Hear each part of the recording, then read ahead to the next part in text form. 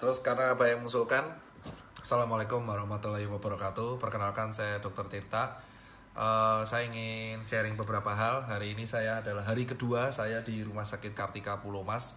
Saya ingin menegaskan beberapa info dan edukasi. Insya Allah edukasi ini sudah disarankan oleh Kementerian Kesehatan, dan saya juga udah konsul dengan Profesor Ova itu dari UGM. Saya juga udah konsul dengan Bu siapa ya? Bu Kartina apa siapa?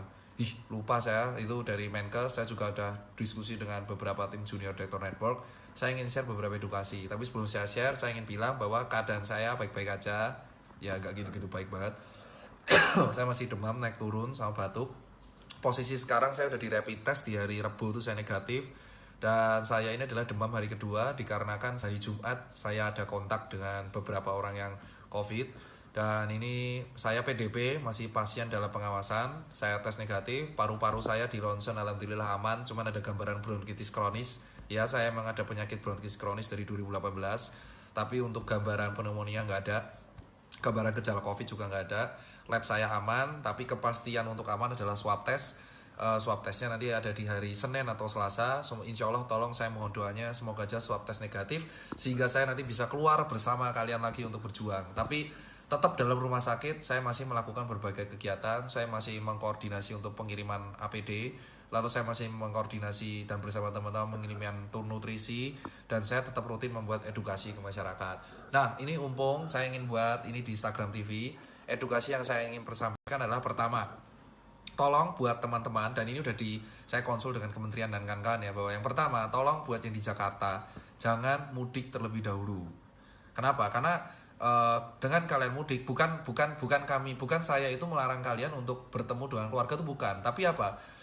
Posisi Jakarta itu adalah epicentrum corona. Semua itu bisa saja kena, tapi tidak menunjukkan gejala. Seperti yang dikatakan oleh Belva, staf sus presiden yang juga CEO Ruang Guru dan founder Ruang Guru, mengatakan bahwa, dan sesuai jurnal, bahwa sebenarnya separuh dari corona itu tidak bergejala atau asimptomatik. So, kalau kalian pulang ke kampung, mungkin imun kalian kuat, tapi yang kampung itu bisa jadi ketularan. So, lebih baik kalian di Jakarta. Jadi kalian di rumah aja gitu. Terus kedua, dok kalau saya kerja gimana? Nah, sesuai saran dari Belva, bahwa ternyata penggunaan masker kain itu dari jurnal-jurnal paper terbaru ternyata efektif untuk mengurangi penularan sampai 70%. So, buat teman-teman semua, orang awam yang masih kerja bisa memakai masker kain untuk aktivitas sehari-harinya, sehingga tidak perlu repot-repot membeli masker medis yang dipakai sekali. Maafkan, batuk saya masih ada. Rumah sakit saya tuh infus. Jadi sehingga masker medis bisa digunakan untuk orang-orang medis, dan kalian yang masih kerja di luar bisa menggunakan masker kain. Gerakan masker kain ini menurut Belva yang tadi udah di live, bisa dilihat di Insta live saya, sudah juga di share dari paper-paper. Itu ternyata beberapa bahan bisa mengurangi potensi menularkan infeksi COVID-19. So, buat teman-teman awam bisa beli masker kain, karena penggunaan masker kain ini juga bisa untuk meningkatkan daya beli masyarakat ke brand lokal dan meningkatkan vendor-vendor brand lokal. Terus yang ketiga adalah, tolong buat para influencer, saya mengucapkan terima kasih banyak banget buat influencer, ada Lilintar, Ria Ricis, Reza Arab, Raquel Venya, Sarah Gibson, terus habis itu ada Indra Bekti, lalu ada Amazing, terus ada Ridwan Hanif, banyak banget yang telah membantu donasi. Nah, bahkan Ridwan Hanif mau jual mobilnya. Oh my god, Ridwan Hanif, lu terbaik banget. Aku terima kasih banyak banget influencer supaya donasi ini terarah. Jadi gini, saya ingin menerangkan kepada influencer bahwa kita itu ada 5 hal yang dibutuhkan. Yang pertama adalah APD. APD yang dibutuhkan bukan sekedar surgical mask, tapi juga helm yang ada kacanya, goggle, dan hazmat. Nah, hazmat ini jujur sangat berguna buat kita semua.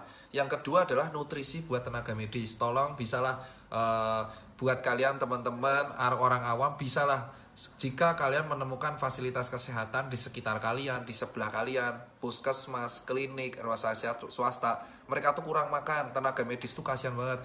Kasihlah mereka madu, kasihlah mereka vitamin. Terus yang ketiga adalah buat teman-teman yang sudah dikasih libur, tolong di rumah aja. Kalau kalian keluar itu mending jam 10 ke atas untuk kena sinar matahari. Tapi nggak usah lama-lama, 15 menit itu udah cukup. Dan kalian jangan untuk nongkrong-nongkrong, jangan kalian main-main dan malah liburan. Dan keempat, tolong cuci tangan yang rajin. Cuci tangan dalam waktu 6 langkah seperti tutorial udah di-share di YouTube dalam beberapa hal. Sebelum masuk ke rumah cuci tangan, sebelum megang anak cuci tangan. Dan berikutnya adalah untuk cairan disinfektan. Cairan disinfektan itu sesuai dari arahan dokter-dokter adalah yang digunakan untuk menyemprot alat-alat. Jadi kayak yang di jalanan itu harus pakai APD lengkap karena dia mengandung cairan klorin atau H2O2 dan cairan-cairan seperti mirip pemutih dan alkohol. Itu kalau kena tubuh bisa berbahaya. So buat teman-teman yang mau nyemprot masjid, mau nyemprot bis, mau nyemprot kereta dan teman-temannya itu tolong banget tolong memakai APD yang lengkap. Dan buat yang pakai chamber, disinfection chamber, saya sarankan jangan memakai pemutih, jangan memakai H2O2. Kenapa saya bilang? Jadi cairan yang ada di buat alat disinfektan nyemprot ruangan sama yang disinfection chamber itu berbeda. Nah, salah satu langkah yang bisa dilakukan seperti chamber yang dibuat dompet duafa. Ini efektivitasnya emang masih dikit, tetapi chamber ini bisa berguna untuk mengurangi jumlah virus di pakaian. Bisa memakai Aquades dan Dettol. Untuk takarannya bisa ditanyakan kepada dompet duafa dan Fatur dari UGM. Yang kelima adalah